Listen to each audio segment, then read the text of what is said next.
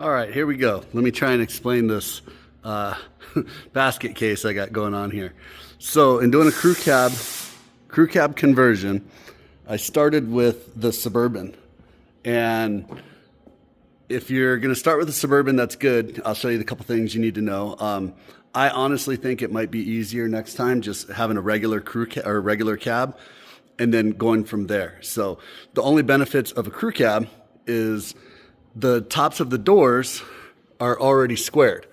So that's what essentially makes it, a crew cab, where the rear doors on a normal 72 are rounded, because this is the back of a cab from a normal 72 truck, right?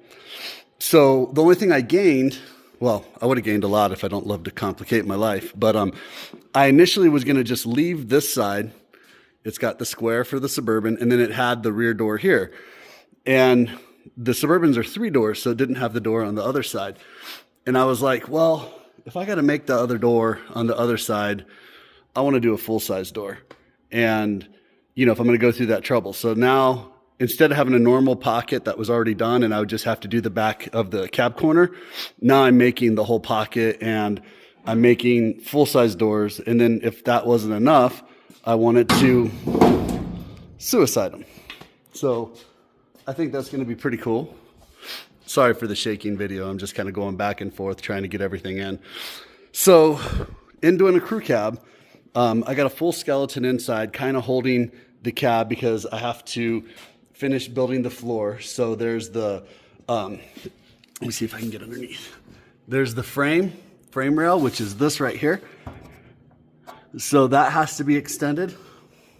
See, there's the other one, and then it ends, and then there's nothing, and then there's the back one. So I need to connect that. Need to connect the inner rocker, which would be right here, and then outer rocker. The outer skins I'm really not too concerned about because they're not structural, they're just aesthetic. And in doing a restoration, a lot of times you cut that stuff anyways and gapping everything out. So I think it's gonna be pretty cool. Full-size doors and suicide. So the challenge is here, you wanna make sure, let me get back over here. You wanna make sure your cab is square, not to one side or to the other. You wanna make sure that your door pockets are relatively the same on each side. And so for doing all that, I have some measurements kind of set up. I use a tram gauge, which you can get on like Auto Body Tool Mart. It's this thing right here. It's basically like, what am I trying to say? It's like a tape measure for auto body, like for upper body, lower body measurements, because you just basically put this point in any one reference and then you put it on the other side. So like for here inside the cab, I'm going to be putting it, let me see if I can do this while I'm holding it, into the front seat bolt mount, which is right there. See that? And then now, once I have it there, I'm going to go ahead, hold on, I got to lift it up a little bit. Okay. And I have the measurement kind of here. Basically going to hit right on the edge of the door. So right there. And you don't, like, these are just all references. It's not like, hey, I'm going to build the whole truck according to one measurement on the outside of a door skin on an aftermarket door. Like, you don't want to do that. But the more measurements you have, the better things will be. So if you notice, I have it in that in that hole. Let me see if I can blow that up.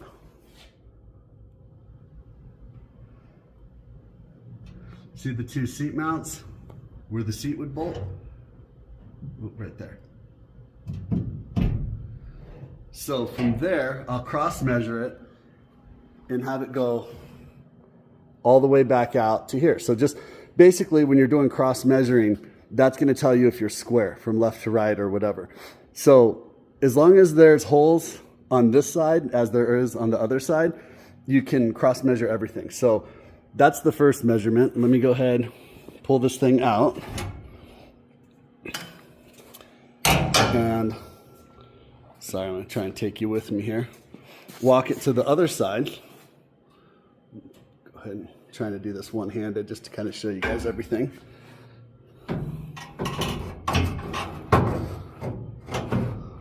Oops, sorry about that. Okay, so see, I'm in that hole again where the seat is.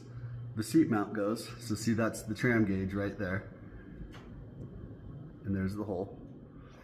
And then I'm gonna have it come out. And same thing, well, I actually have to turn it a little bit. Sometimes you can't put it directly in the hole because it won't let you grab it from the side. But so remember the same thing? So now this is hitting almost in the exact same spot. I mean, if you're pretty close, within like 1/8 of an inch, or it's not going to be the end of the world. You're just looking for all the references. So this is one of the body lines on the truck. So I go from there all the way to there. So now with both doors mounted, and I'm not, like I said, again, I'm not concerned about like this gap or anything like that. Right now I'm concerned with the truck sitting square, the back end of it.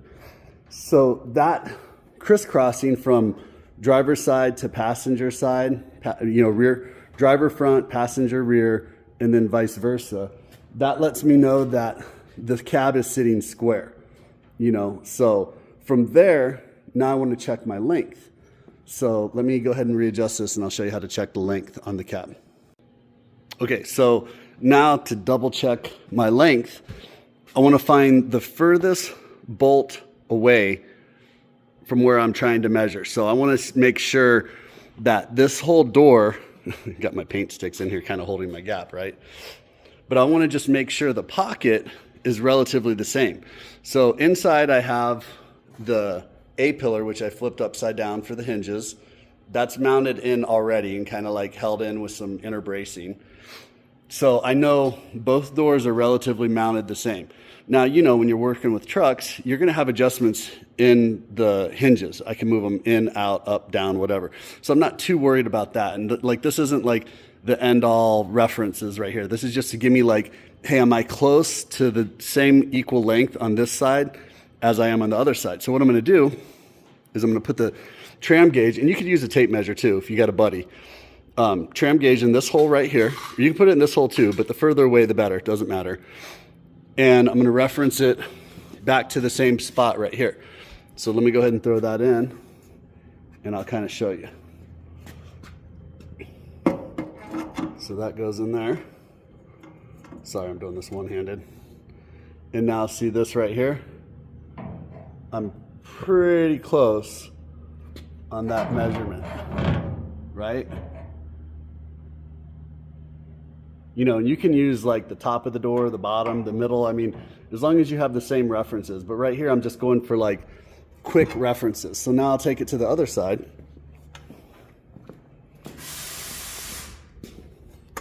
Try and do this without dropping everything.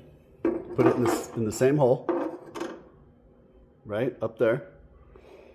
And then I'm going to bring it back here and put it in that same spot right there. So that shows me that the top of the door on both sides from there to there have equal distance. And like I said, I tried to get a pretty decent gap on the front, like 3/16, so I know I can put the back half of the cab on later and adjust that gap, but I don't want to get into fabricating and trying to adjust this gap. I would rather this gap be set by me welding the back, I guess what would be C-pillar incorrectly. So by taking these measurements, we can do that. And then just to get the lower door measurement, you can drop this all the way down and go to like the bottom of the door on both sides. So let me go ahead and do that for you real quick. Let me just adjust this and I'll be right back. All right, so here we go again, trying to do the bottom of the door. So again, I'm gonna put it in that front hole.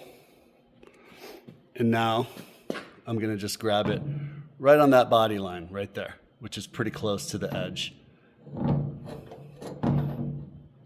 And you just adjust it by sliding these little arms on this beam, and then you lock them in. But now this is just set. So like I said, you could do the same thing by holding a tape measure. But a lot of times when I'm fabricating and doing stuff on my own, this is an easy tool. It's called a tram gauge. Auto Body Tool Mart has them. They're pretty cool. So definitely helps out when you're doing stuff like this, even for frames and stuff. So, sorry, let me go back. All right, so I'm in that front bolt hole. And then I'm gonna go down and I'm gonna reference that edge of the hole right there. And that's pretty close. So this one might be in a little bit tighter than the other side, but I'm not too worried about that.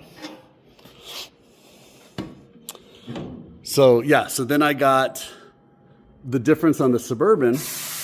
Now you can see this one initially had that Suburban door. Well, the Suburban door is like 8 inches shorter than a full-size door. So I was like, you know, hey, I want to do a full-size door and I want to do a full-size seat.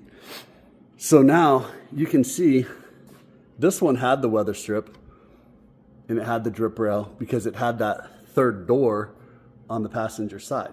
So technically, all I have to do is fill in this little gap right here, you know, and then of course the inner sheet metal, and that's a whole different video of bead rolling and stuff like that. But this side, now you can see the difference.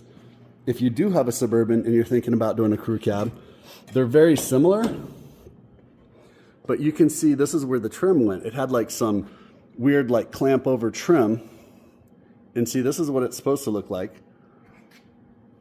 and see the difference. So I'll just have to make all of this stuff right here, cut that out, do a little 90, and it's gonna come in right here and just kind of end into a 90. So that's the difference on the doors in doing a crew cab as well. You know, so this one's gonna be a suicide door. It's gonna be a little crazy.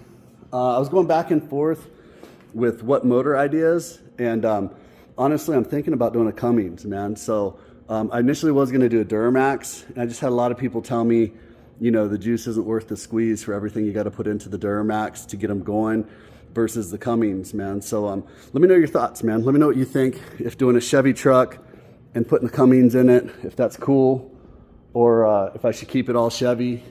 I know there's people have very strong opinions of that, but kind of when you're going in a different build and a custom build, I think the Cummins is all right, but definitely like to know your guys' thoughts. So drop me what you're thinking in the comments. I would definitely appreciate it.